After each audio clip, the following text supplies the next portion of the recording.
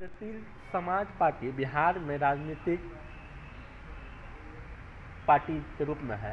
अगले विधानसभा 2025 में लड़ना चाह रही है। किन किन सीटों पर लड़िएगा, कुल कितनी सीटों पर लड़िएगा? प्रगतिशील समाज पार्टी देश में कई राज्यों में काम कर रही है, जिसमें बिहार राज्य में भी है। तो जिसमें हम लोग, जिसको आप सीमांचल प्रदेश कहते हैं, खास तौर से हमारी पार्टी का संगठन पूर्णिया, अररिया, कटिहार, इन क्षेत्रों में ज़्यादा है।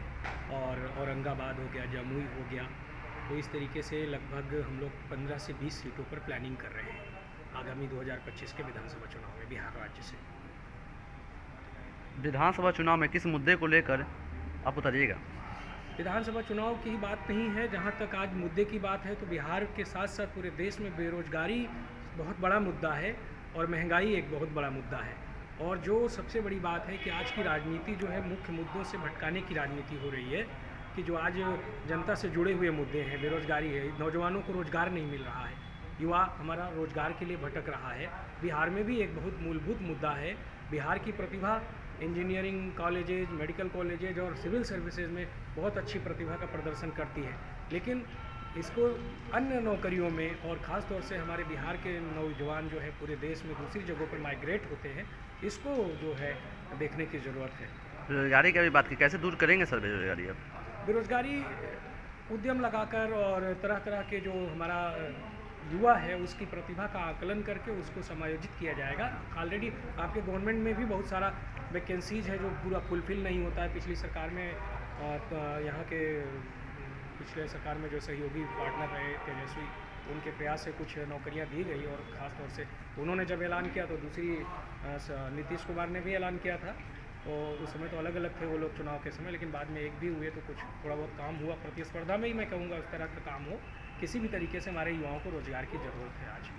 आप किन किन योजनाओं और किन किन मुद्दों के साथ चुनाव लड़ना चाहेंगे सर बिहार में? बेरोजगारी, महंगाई, ये जो सांप्रदायिक राजनीति है खास तौर से ये इसको मतलब रोकने की ज़रूरत है आज। और इससे हमारे मूलभूत मुद्दे भटक जाते हैं, हमारी जनता को हिंदू मुस्लिम में और इसमें भटकाने का प्रयास हमारे जो राजनेता करते हैं।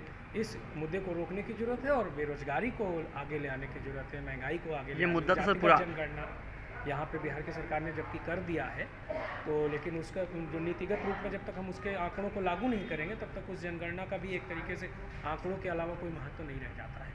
सर बिहार में जातीय जनगणना जब लागू हो जाती है, सेंट्रल कोर्ट, हाई कोर्ट ने इसे रोक दिया, तो फिर किस तरह से आप लागू करवाइएगा? आप अगर आपकी पार्टी सत्ता में आई है, सर गठबंधन में बनाती है सरकार, तो क्या कीजिएगा? दबाव बनाकर सेंट्रल गवर्नमेंट जो भी है, क्योंकि ये तो मेन आपने कहा कि सेंट्रल गवर्नमेंट के हाथ में है, तो स्टेट ने तो जनगणना करा भी ली, लेकिन अब चूँकि सेंट्रल गवर्नमेंट उसको कराना नहीं चाहती और वर्तमान सरकार आपकी उनकी सहयोगी है, तो ये संभव नहीं है। तो ऐसे में केंद्र सरकार पर दबाव बनाकर हम लोग उसको लागू करना चाहिए। जनगणना की बात की है सर, जनगणना में भागीदारी और हिस्सेदारी की बात की जा रही है। हाँ, बिल्कुल बिल्कुल, जिसकी जितनी आबादी है आज उसको हिस्सेदारी मिलनी चाहिए। आज़ादी के इतने वर्षों के बाद भी आज देखिए शासन सत्ता में पिछड़ों को, दलितों को, अन्य वर्गों को उतना मतलब कोई पार्टिसिपेशन नहीं मिल रहा है। ये एक बहुत बड़े दुख का विषय है कि एक कुछ हिस्सा जो है सारे संसाधनों पर डाका डाल के बैठा हुआ है। इसमें हमारे देश का जो गरीब जनता है, सुदूर अंचलों में जो युवा है आज मेहनत मजदूरी के लिए पूरे देश में जा रहे हैं, लेकिन हमको यही स्थानीय रोजगार देने की ज़रूरत है। तो जब जातिगत जनगणना का आंकड़े के हिसाब से हम नीतिगत पॉलिसी बनाएगी सरकार, तभी ना तो उनका विकास होगा। ठीक, परिचय दीजिएगा। इंजीनियर सुनील कुशवाहा, राष्ट्रीय अध्यक्ष प्रगतिशील समाज पार्टी।